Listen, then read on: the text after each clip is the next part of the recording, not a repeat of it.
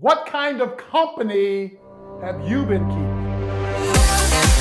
Are you selling tickets to the misery party? Because I ain't buying. I'm your host, Eric Brown, and with me, Mr. Mike Jones. Hey, man, what's going on, What's baby? up, man?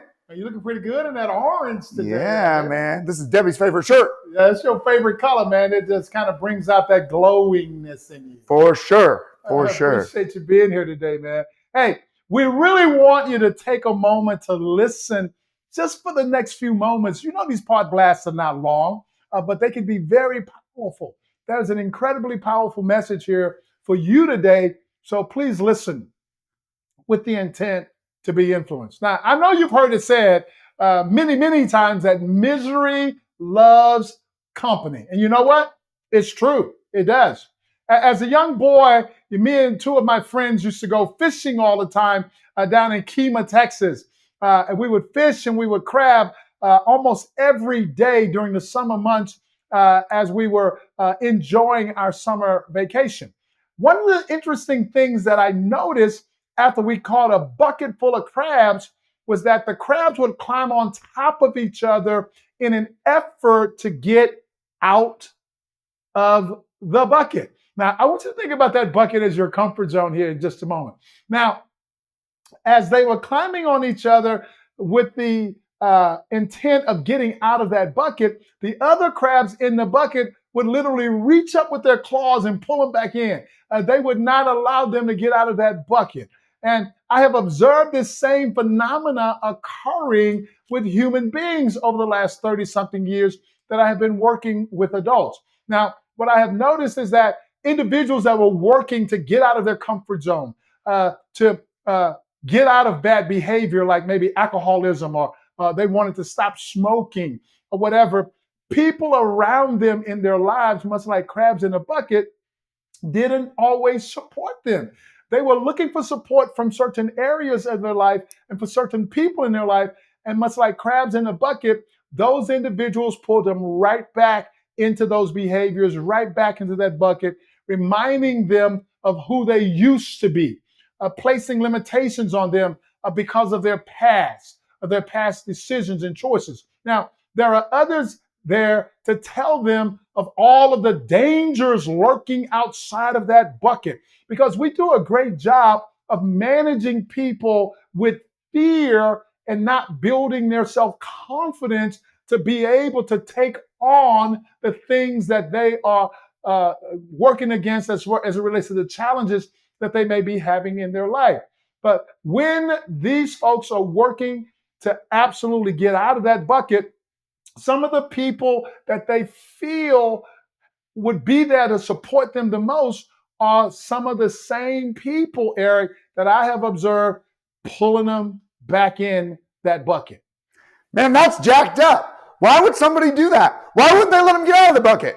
You know, if you choose to get out of the bucket, it means that you are going to systemically create some change for the other people in your life, which means that if you change, then it is going to force them to change. And quite often, when we make positive changes in our lives, those positive changes sometimes can be negative to other people. I just want to say one of the things that I've realized after watching people go through the Master Graduate Leadership Program.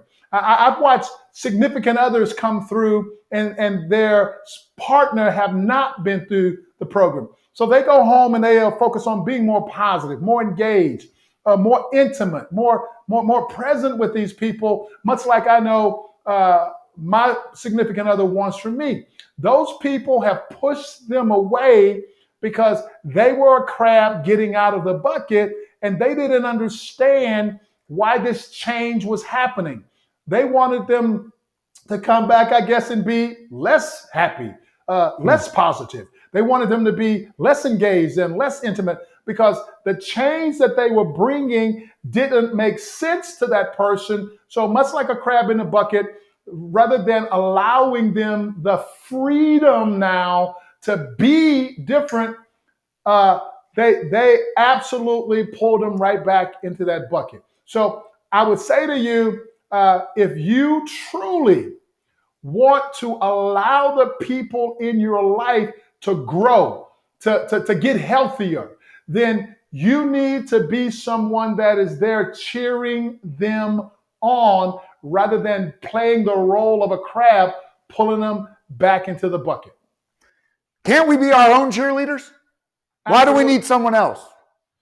Well, yeah, Eric, of course we can be our own cheerleaders. Okay. And I would encourage you to be your own cheerleader and absolutely surround yourself with the kind of people that will also cheer you on. If you have people around you that will not cheer you on, then you have now got to overcome their lack of support in order for you to get there. So now you're expending energy in such a way that is not necessarily benefiting you, just managing that relationship that's taking away from you.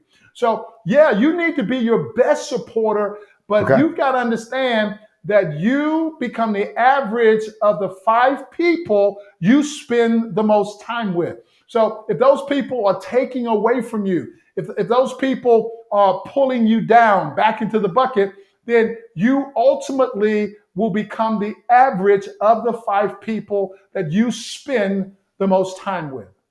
Got it. But if we're focused on besting our best and reinventing ourselves and other people aren't on board with that, we can only do us. Absolutely. And I agree with that. So there are times as you are reinventing yourself, as while you are working to self-improve, to become more aware, that you are absolutely going to have to be aware of the people that you have surrounded yourself with. If you are truly focused on getting out of that abusive relationship, if you're choosing to get sober and you're not surrounding yourself with the kind of people that will support you, that will prop you up, that will be there to cheer you on, then I'm just saying that you may want to consider surrounding yourself with the kind of people that will absolutely support you to get out of that bucket, to improve your life, and to get to your next level. So in the context of that conversation, it may be get rid of some of the zeros and find yourself some heroes. Absolutely. And every time you make changes in your life, you have got to know that those changes are going to systemically affect everyone else in your life. And they may not want to change. There are so many people that are afraid of change, that avoid change, that want nothing to do with change.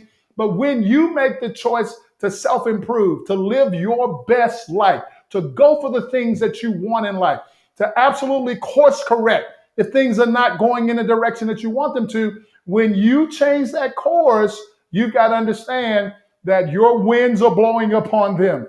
Your course correction is going to affect them. And sometimes people, much like crabs in a bucket, do not want that change. So they bring you back to the land of the familiar. They bring you back to that well-worn path. They bring you back to what they see as normal. If you are truly committed to changing normal, to breaking through the limitations that you have on your life, to getting rid of healthy behaviors, then there's a good chance that you may need to change the support system around you to be able to do it in a healthy way. Yeah, it only takes one person to be the game changer. And you know this from the edge. Yeah, and I absolutely encourage you to control 100% of what you control. Make the choice today to get out of that bucket. You do not need permission from anyone to get healthier and to live your best life. And I promise you that that life is available to you if you got the courage to get out here on this edge.